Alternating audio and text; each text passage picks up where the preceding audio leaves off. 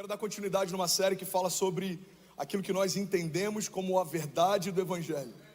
Eu acordei nessa manhã com um post do presidente dos Estados Unidos da América, uma bandeira com um arco-íris na frente da Casa Branca, e o texto que ele colocou nesse post me chamou a atenção. Ele diz assim: Today the people's house, your house, sends a clear message to the country and to the world. America is a nation of pride. Eu sinto saudade da época em que os presidentes americanos terminavam seus discursos dizendo God bless America. E isso, sem dúvida alguma, é o reflexo de um tempo. Irmãos, os dias são maus. Há quem diga que os dias são maus. Na verdade, eles sempre foram. Lemos sobre Sodoma e Gomorra. Isso não aconteceu algumas décadas atrás. Sodoma e Gomorra aconteceu milhares de anos atrás. Uma cidade inteira foi queimada por Deus, porque a iniquidade do seu povo gerou nojo em Deus. Lemos sobre o dilúvio, e muitas vezes a gente é impactado pelo fato de um homem ter construído uma barca, mas nem sempre nos atentamos ao fato de Deus ter resetado toda a criação, porque se enojou daquilo que viu. Os dias são maus, na verdade, desde que o pecado entrou na criação, sempre foram maus. Mas nós, como igreja, carregamos a única mensagem capaz de mudar uma geração, de ressuscitar mortos, de restaurar casamentos. E essa mensagem é: a despeito dos tempos, Deus continua sendo bom. A verdade é que a bondade de Deus, ela não coexiste com a maldade dos homens.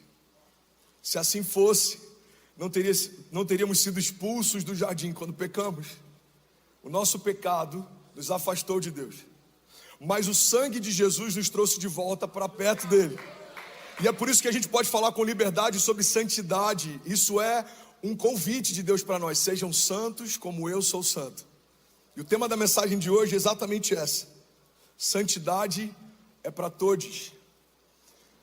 Estamos vivendo dias difíceis.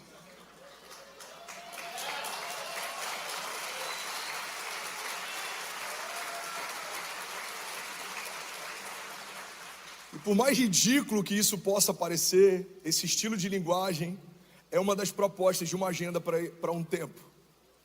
Se recuarmos naquilo que parece engraçado hoje, nós teremos pavor daquilo que veremos como sendo natural daqui a alguns dias.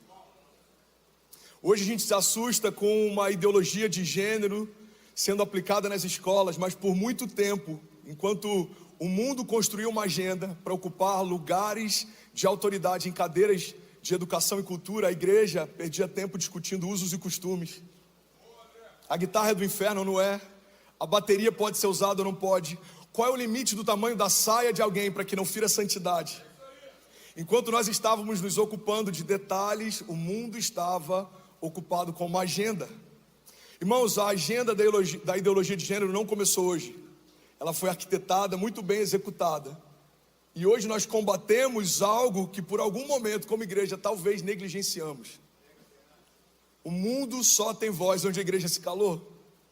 E a pergunta que a gente precisa se fazer como igreja é: se talvez em algum momento a nossa falta de posicionamento estratégico trouxe os dias que estamos vivendo, como serão os dias que os nossos filhos viverão se nós nos calarmos em momentos como esse?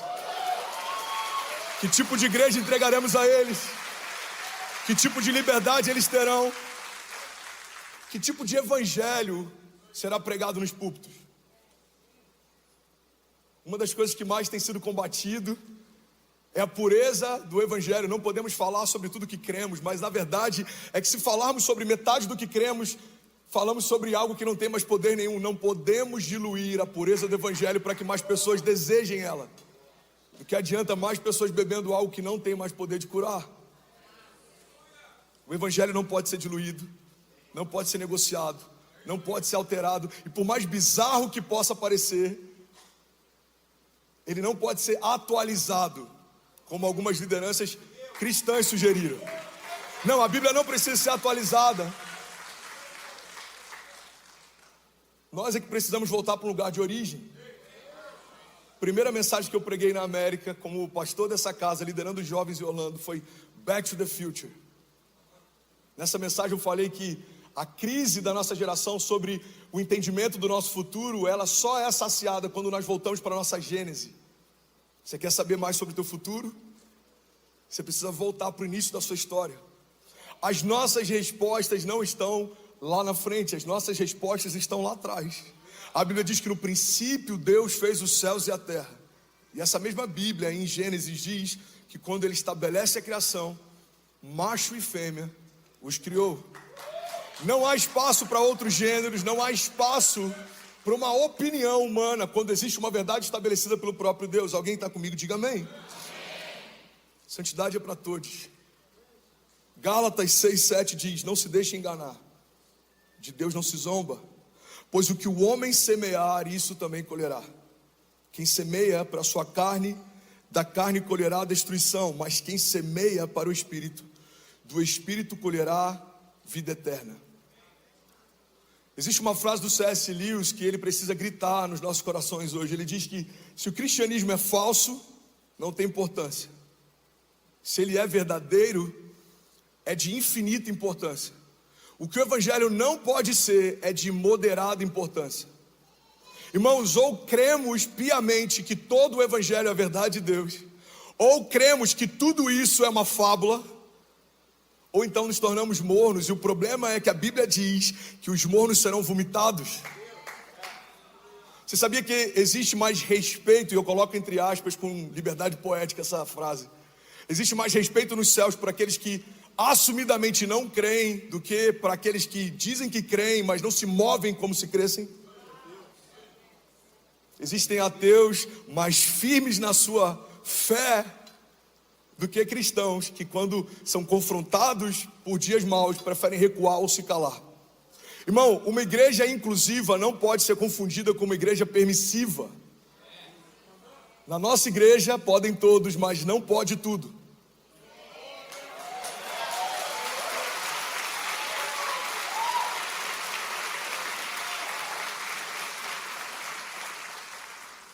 E os dias que a gente está vivendo são tão loucos que um fundamento como esse, muito bem estabelecido, ele se torna algo arrogante. Ele é mal compreendido, mal visto. É uma igreja que está fechando as portas para o pecador. Não. É uma igreja que não negocia com o pecado. É uma igreja que sabe o lugar para o qual Deus nos chamou, um lugar de santidade. Um lugar mais alto, um lugar mais glorioso, um lugar mais puro, um lugar mais santo. E esse lugar nos dá autoridade, esse lugar nos dá acesso, esse lugar nos dá governo. Qualquer outra posição da igreja que não seja uma posição de santidade, rouba de nós a nossa real identidade. O termo cristão, ele é utilizado como uma referência a pequenos cristos. Aqueles que foram afetados pela mensagem do evangelho, começaram a afetar lugares por onde eles passavam. Não faz sentido, igreja, carregarmos a única mensagem capaz de mudar uma geração e nos calarmos no momento em que precisamos expressar ela. Estamos enfrentando dias difíceis. Charles Spurgeon diz que a Bíblia contém o que os homens odeiam, a verdade. E é por isso que somos tão combatidos. Mas na verdade sempre fomos. A igreja foi perseguida, cristãos foram empalados, envolvidos em cera e utilizados como tochas humanas para iluminar a cidade. Nero tentou condenar cristãos, tacando fogo numa cidade e atribuindo aos cristãos a responsabilidade para que um ódio social fosse instalado sobre eles. Fomos combatidos durante o período da Santa Inquisição. Igrejas protestantes foram fechadas e cristãos queimados vivos enquanto professavam sua fé. Desde o princípio, nos reunimos em lugares subterrâneos, fomos combatidos, perseguidos, oprimidos, afligidos, mas segundo a palavra e o que nós cremos em todas essas coisas, somos mais do que vencedores em Cristo Jesus. Existe um historiador que, por mais que ele não seja cristão, relata realidades no tempo em que Jesus e os seus discípulos fizeram história. Flávio Joséfo, ele dizia o seguinte: cada gota de sangue de um cristão que caía na terra era como uma semente do evangelho que frutificava. Quanto mais perseguiam a igreja de Jesus, mais ela crescia. Pastor, se sempre foi assim, o que mudou? As mídias. As mídias deram voz a idiotas. que falam em nome de Deus, mas buscam aceitação em um algoritmo forte. As mídias deram voz a qualquer um que tem uma ideia que faz sentido, e esse é o perigo, igreja. Nem tudo que faz sentido expressa Deus. Existem narrativas que são envolventes. A Bíblia diz que nos últimos dias até aqueles que são serão confundidos. As mídias potencializaram os discursos de ódio. E uma das novas narrativas é justamente atribuir a verdade do Evangelho como se fosse um discurso de ódio. Nós não carregamos um discurso de ódio. Fomos perseguidos e ainda assim amamos os nossos perseguidores. Jesus numa cruz, enquanto está sendo afligido, ele diz ao Pai: perdoa-os porque não sabem o que fazem. Os judeus, mesmo tendo uma mancha histórica na humanidade, foram perseguidos, foram atrofiados em campos de concentração. Ainda assim, são uma comunidade forte e que tem liderança em grandes projetos que mudaram a história da humanidade, desde hospitais até algumas teses e descobertas de cura de várias doenças. Nós fomos chamados para amar. E é porque amamos que nós não compactuamos com aquilo que pode levar você e a sua família para o inferno. O ID de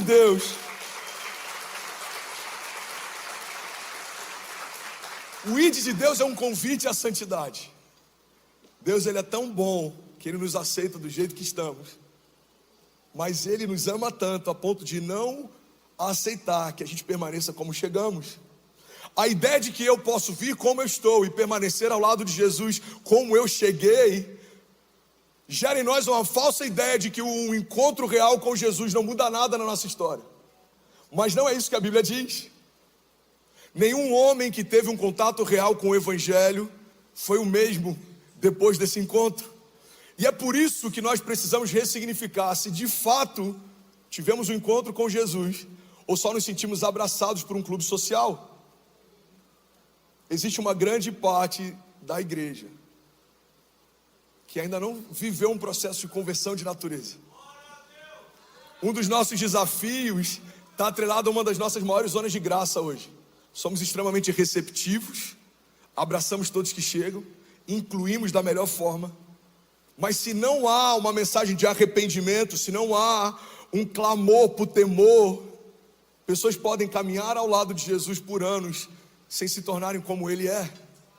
Jesus tem uma característica incrível, ela não pode ser negligenciada e nem esquecida. Igreja, quando foram prender o Messias, alguém precisou indicar quem ele era, porque ele era parecido demais com os seus seguidores, a ponto de ninguém saber quem era Cristo e quem eram os seus discípulos. É para esse lugar que Deus tem nos chamado. Se Jesus estivesse hoje na nossa comunidade de fé, seria muito nítido a diferença dele para nós, ou nós estaríamos parecidos com ele a ponto de alguém precisar identificá-lo. É para esse lugar que nós fomos chamados. Eu não lembro o autor, mas essa frase impactou durante a liderança de jovens. O motivo pelo qual o nosso evangelismo fracassa muitas vezes é porque não parecemos com Cristo que professamos. Somos mais de 9.000 pontos conectados agora e somos alguns milhares como igreja.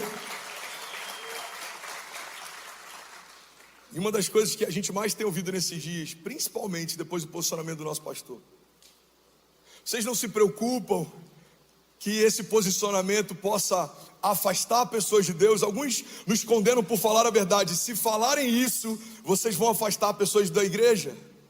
Na verdade, se falarmos mais sobre isso, afastaremos pessoas do inferno.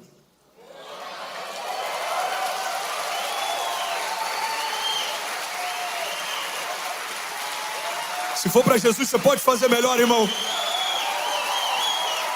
Aleluia.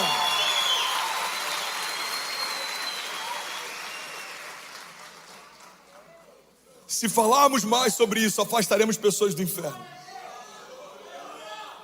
Alguns comentários que eu li na postagem do meu pastor são: eu sou casado com outro homem, eu sou casada com outra mulher e eu tinha prazer de estar na igreja. Depois dessa mensagem, eu não quero mais estar numa igreja.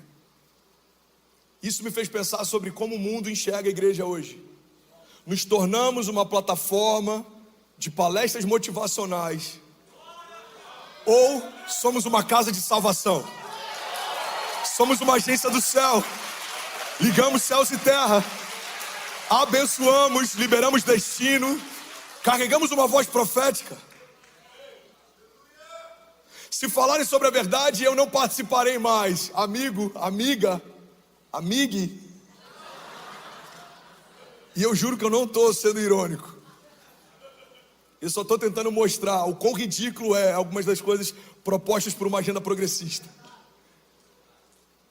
Se falarmos da verdade, pessoas não irão desejar mais fazer parte. Então qual é a solução? Deixarmos de falar o que falamos, deixar de crer no que cremos, para que pessoas queiram ter o que não temos. O que faz a igreja ser igreja é o fato dela carregar uma mensagem que é inabalável, incorruptível.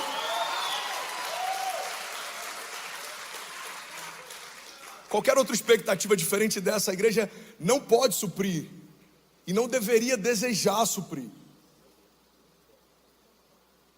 A única expectativa que devemos pautar a nossa agenda é alegrar o coração de Deus e fazer o que Ele pedir para que fizéssemos.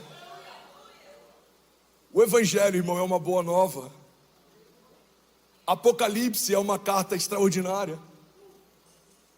O juízo de Deus é algo que não é ruim, ele é bom.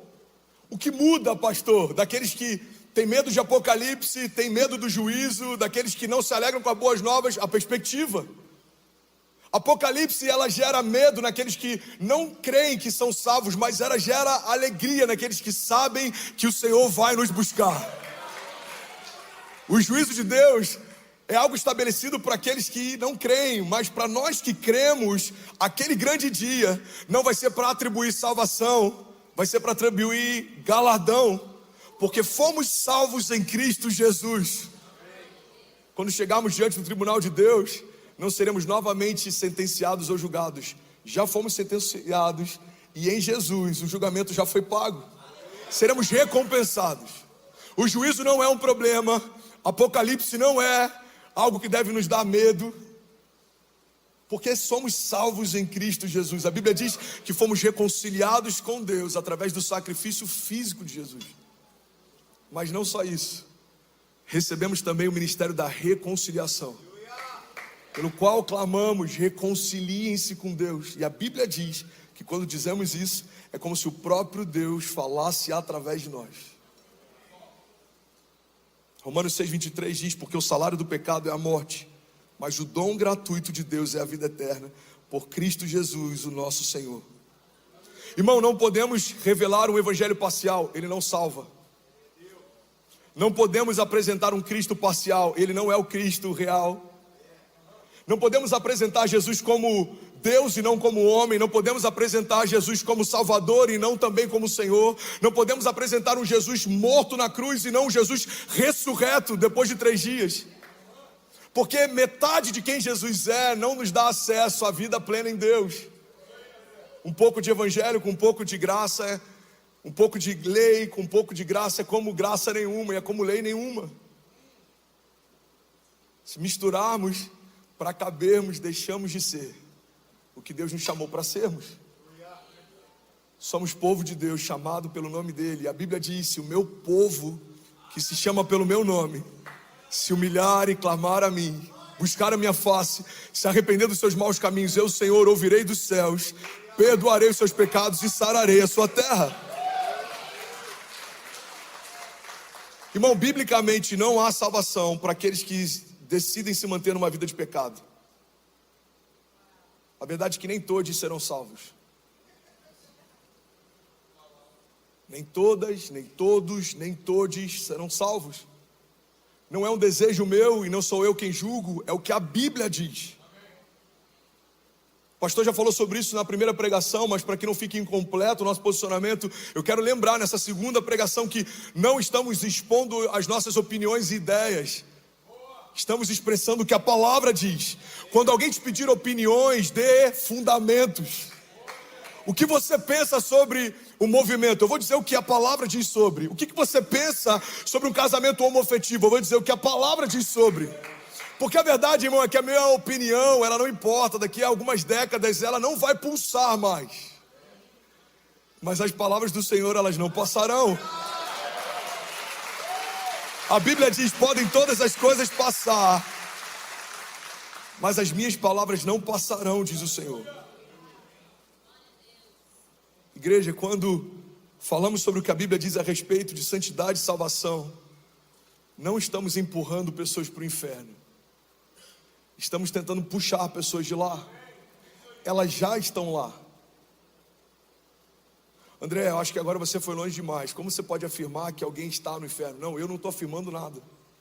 A Bíblia diz em Colossenses 1,12: dando graças ao Pai, que nos tornou dignos de participar da herança dos santos no reino da luz, pois Ele nos resgatou do domínio das trevas e nos transportou para o reino do seu Filho amado, em quem temos a redenção, a saber, o perdão dos pecados.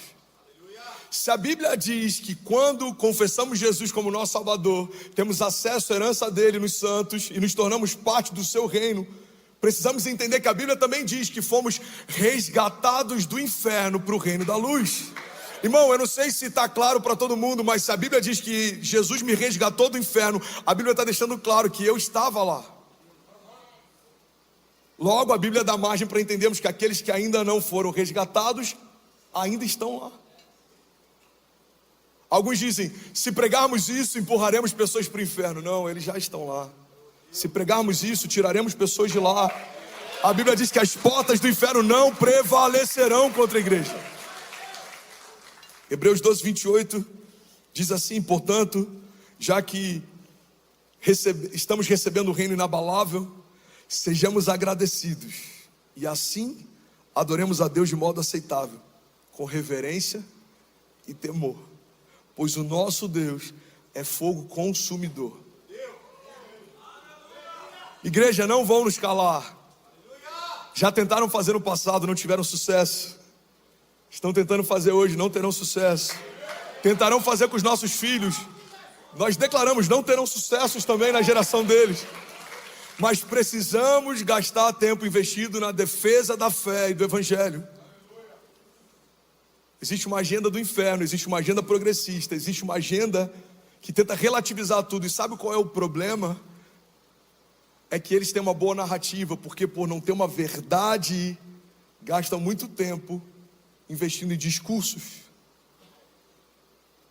Se nós que não temos força no discurso, não gastarmos tempo com a verdade, seremos encontrados fracos no dia do confronto. A verdade é o que sustenta a igreja, a verdade é o poder da igreja. Aquilo que para o mundo é loucura, para nós que cremos, é o poder de Deus. Existe uma cultura do cancelamento, e essa cultura é do inferno, mas ela não é nova. O algoritmo tornou mais palpável, mais visível, mais claro essa cultura. Mas Jesus enfrentou ela. Inclusive, Jesus foi morto por causa dela. Jesus ressuscitou mortos, Jesus curou enfermos, Jesus estabeleceu princípios do reino, e isso incomodou aqueles que não se moviam pelas mesmas verdades. O que fizeram com Jesus? Cancelaram a voz dele. O que o inferno não sabia é que a morte de Jesus não era o fim de uma revolução, era o início dela. Mataram o nosso rei, mas ao terceiro dia ele ressuscitou. A política do cancelamento é assustadora, não pela força que ela tem, mas como pessoas têm recuado a partir do que ela propõe. Eu tenho um alerta para a igreja. Você está comigo? Diga amém. Se os pregadores que você ouve, que te inspiram, que te animam, que te alegram, não se posicionam sobre nenhum assunto vital, pare de ouvi-los. São covardes, egocêntricos, mais preocupados com a força do seu algoritmo do que a pureza da mensagem que carregam. Irmão, olha para mim. Precisamos celebrar ousadia. Mesmo que eu não concorde com o posicionamento de algumas pessoas, e agora eu estou falando isso à parte do Evangelho, eu sempre celebro ousadia, coragem. É incrível ver um homem se colocando no lugar de governo e de autoridade, e enfrentando aquilo que ele acredita ser uma verdade absoluta. Mas o que é assustador para mim é perceber que em todos os pontos sensíveis, grandes homens de Deus, que receberam voz por Deus, para falar para a igreja de Deus, não se expõem em momentos críticos da nossa geração. Quando o assunto é política, prefiro não falar sobre isso, não quero perder acessos. Quando o assunto é sexualidade, prefiro não falar sobre isso, não quero perder algoritmo. Mas qual é o sentido de alguém que recebeu de Deus voz, não usar a voz para falar sobre aquilo que Deus pensa? Isso é conveniência.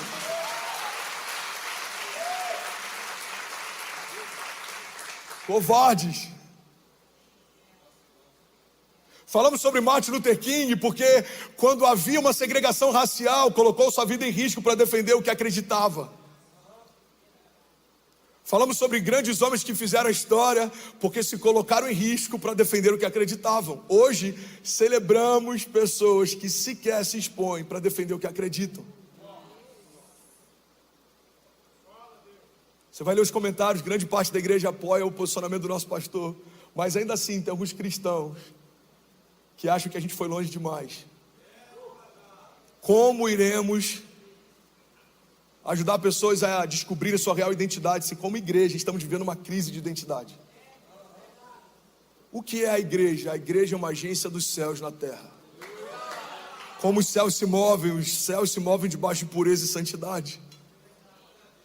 Logo, nenhuma mensagem que não carregue isso faz parte do evangelho que cremos.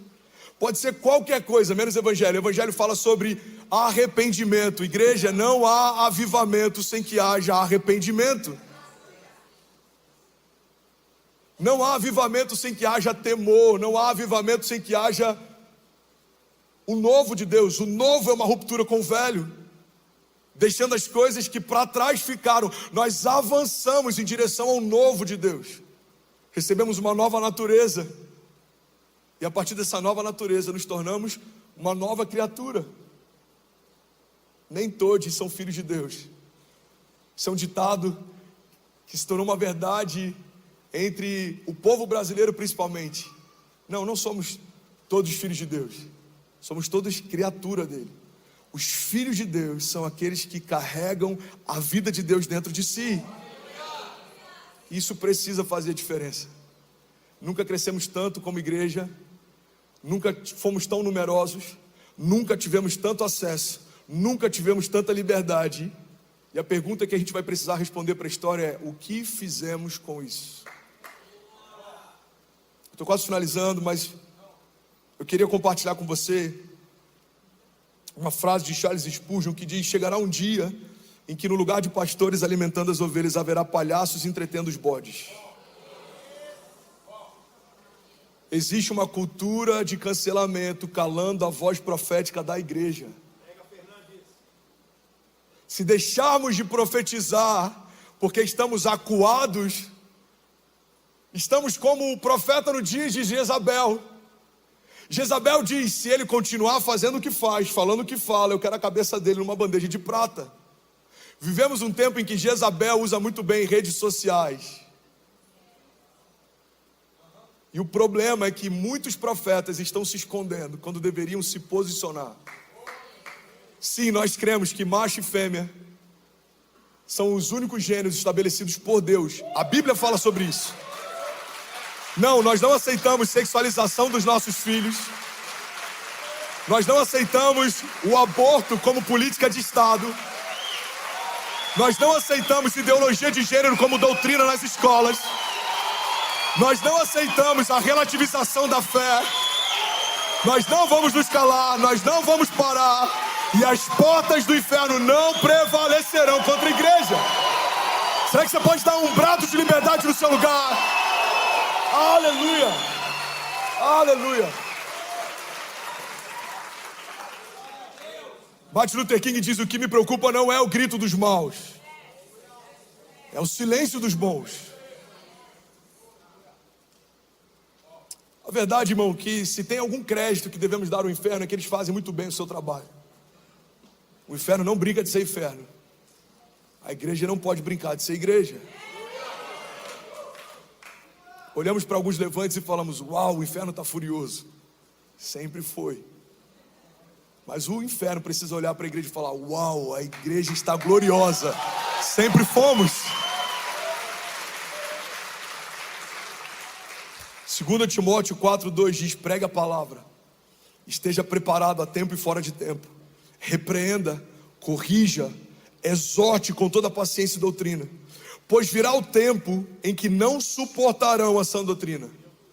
Pelo contrário, sentindo coceira nos ouvidos, segundo seus próprios desejos, juntarão mestres para si mesmos, e eles se recusarão a dar ouvidos à verdade, voltando-se para as fábulas. Irmão, há algum tempo esse texto foi escrito, e nós estamos vivendo dias como esse, em que aqueles que não querem ouvir o que a Bíblia diz, ajuntarão para si aqueles que dizem o que eles querem ouvir. Se você parar para ouvir algumas mensagens que se dizem mensagens evangélicas, e alguns pastores que se dizem pastores evangélicos, hoje você consegue ter todo tipo de narrativa. Alguns defendem, inclusive, a agenda progressista. Alguns homens que cantaram músicas, que marcaram uma geração, hoje se tornaram chaveirinhos de uma agenda de libertinagem. Quando eu ouço alguns deles falarem, eu lembro quando a palavra fala sobre um sino que bate e ele não ressoa, sabe? Eles continuam falando, mas a voz deles não tem mais peso. Isso é algo que me gera temor. Eu não quero continuar falando em algum tempo, mas Deus não colocar peso nas palavras que saem da minha boca. Somos a agência dos céus na terra, não podemos nos calar. Temos autoridade para ligar e desligar, e é para esse lugar que nós fomos chamados. Temos a responsabilidade de defender a fé. Romanos 1,16 diz: não me envergonhe do Evangelho, porque ele é o poder de Deus para a salvação de todo que crê. Irmão, o Evangelho não é sobre o que eu penso, o Evangelho é pautado naquilo que Deus fala. A W. Tozer diz: a igreja tem um compromisso de defender a verdade bíblica em um mundo repleto de relativismo e engano. A ideologia de gênero quer questionar o óbvio. Existe agora um leque de gêneros e você pode escolher qual deles faz parte da sua identidade. Existem pais dando nomes neutros aos filhos para que quando cresçam escolham qual é o gênero que tem. Irmão, Deus já escolheu o gênero do seu filho. E quando os meus nasceram, eu usei uma técnica milenar para saber qual gênero eles tinham. Você só precisa olhar para o que está no meio das pernas deles, e você vai saber qual o gênero que Deus escolheu. Minha primeira filha nasceu fêmea, meu segundo filho nasceu macho. É uma técnica milenar e muito simples. Todas as vezes que o homem tenta se colocar na posição de Deus, algo bizarro acontece. André, qual é o meu gênero? Você sabe. Quem te fez sabe. O salmista diz: quando eu ainda era informe no ventre da minha mãe, o Senhor me conhecia. Antes que... So I'll cherish every moment, every day, for your love has lit my path in everywhere. In the tender touch of your hand, I find the strength to rise and stand. Through every trial, every tear we've shed, your love's been the shelter where I find my bed. For your love's been my anchor in life's stormy seas, a beacon of hope guiding me to be free. So I'll cherish every moment, every day, for your love has lit my path in every way. With gratitude in my soul, I'll sing this song. For the love we share is steadfast and strong. Que a palavra chegue à minha boca, o Senhor já sabe o que eu vou falar. Todos os meus dias foram escritos pelo Senhor no seu livro, antes de qualquer um deles existir. Gênesis 1:27 diz: Deus, portanto, criou os seres humanos à sua imagem, a imagem de Deus o criou, macho e fêmea os criou. Eu quero finalizar, E eu preciso falar sobre o último tópico. Alguém recebeu algo de Deus aqui nessa manhã? Isaías 5:20 diz: ai dos que chamam ao mal de bem e ao bem de mal, que fazem trevas luz e fazem da luz trevas, que fazem do amargo doce e fazem do doce o amargo. A verdade, irmãos, é que o mundo moderno criou mulheres com medo de serem mães e homens com medo de serem homens. E o nosso grito como igreja hoje é: deixem as nossas crianças em paz. Você pode declarar isso com autoridade? Você pode levantar suas mãos e declarar isso. Diga: deixe as nossas crianças em paz. Fica de pé no seu lugar, eu vou finalizar agora. Essa semana eu conversei com uma ovelha e eu disse para ele: eu vou pregar em Orlando e por um acaso, ou pelo destino, ou por um propósito, eu caí no meio da série No Pride. Eu falo isso com liberdade porque estamos na América. E aqui a gente ainda tem liberdade para falar isso sem ser sancionado, coagido ou perseguido. Eu falo como residente da Flórida. Eu falo como alguém que é pai de cidadãos americanos também.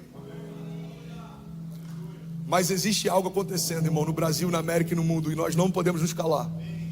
Eu estava falando com uma ovelha essa semana e eu disse: eu vou pegar no meio da série No Pride. Ele falou: pastor, vai com cuidado, seja moderado. Ontem eu recebi um áudio dele e eu confesso que muito do que eu estou falando com ainda mais ousadia tem a ver com o que eu ouvi dele. Ele disse: pastor, eu acabei de sair do shopping e eu estou com a minha esposa, ela está grávida, o filho vai nascer essa semana inclusive, se chama Davi. E ele disse: eu acabei de passar por uma criança sentada numa praça de alimentação, usando uma coroa de papel de uma hamburgueria muito famosa, uma rede de fast food. E essa coroa, ela é toda pintada com a bandeira.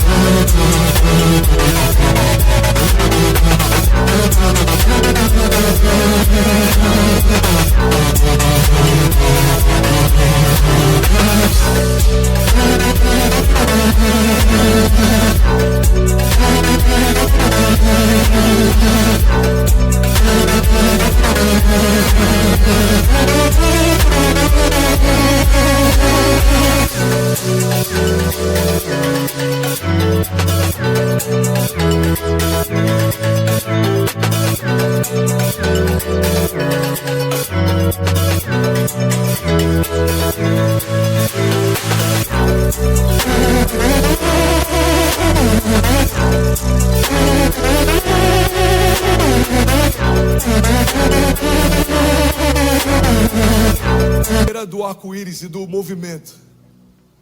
Ele disse: pastor, eu quero pedir perdão quando eu pedi para você ser moderado. Eu quero te encorajar, seja ousado, fale com coragem, não pare, não se cale, não recue. O inferno não está brincando de ser inferno. Pastor, fale com ousadia quando você subir lá. Igreja, é debaixo dessa autoridade que eu vim aqui declarar sobre você e sobre a sua casa. Nós não seremos calados, os nossos filhos não serão sabotados, a pureza da igreja não será negociada. Levante suas mãos em nome de Jesus. E aí, tudo bem? Você acabou agora de assistir um vídeo. Se você ainda não está inscrito, já se inscreve também no nosso canal, ativa esse sininho aqui embaixo de notificação e toda vez que eu fizer uma live ou estiver transmitindo uma mensagem ao vivo, você vai ser um dos primeiros a saber. Mas eu deixei mais 2 indicações aqui que eu espero que façam muito sentido para você. Então já aproveita e clica para assistir a próxima mensagem, beleza? Seja bem-vindo ao time de incendiários e eu espero de verdade que essas mensagens mudem a sua vida como elas têm mudado a minha também. Até a próxima. Valeu!